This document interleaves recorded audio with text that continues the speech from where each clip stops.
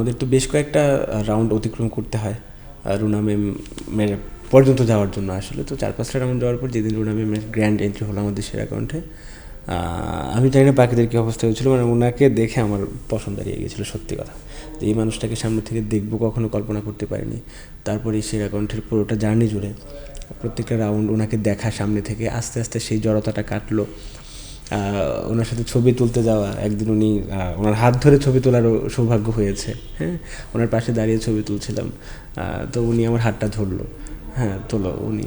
তো এইগুলো আসলে আমাদের মতো আসলে সাধারণ পরিবারের ছেলেরা কখনো কল্পনা করতে পারে না। বিকাশ পেমেন্টে 10,000 টাকার বেশি অফার, শপিং চলছে তো।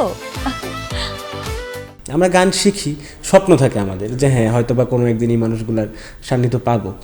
তো সৃষ্টিকর্তা যখন আসলে এই স্বপ্নগুলোকে সত্যিতে রূপান্তরিত করবে, তো এর চেয়ে খুশির কিছু থাকে না। সবচেয়ে বেশি খুশি তখনই লাগে যে আমার থেকে এই স্বপ্নগুলো তো আমার বাবা মা আসলে বেশি দেখেছেন সবসময়, যে তারা আমি এরকম একটা ফ্যামিলি থেকে এসেছি, আমার মিউজিক্যালি সম্পূর্ণ সাপোর্টটা সবসময় আমার বাবা মা দিয়ে এসেছেন ছোটোবেলা থেকেই। তো এটা অনেক ছেলেরা পায় না, আমি পেয়েছিলাম। তো আমার থেকে স্বপ্ন তাদের বেশি ছিল যে আমার ছেলে গাইবে, আমার ছেলের গান সারা দেশের মানুষ শুনবে।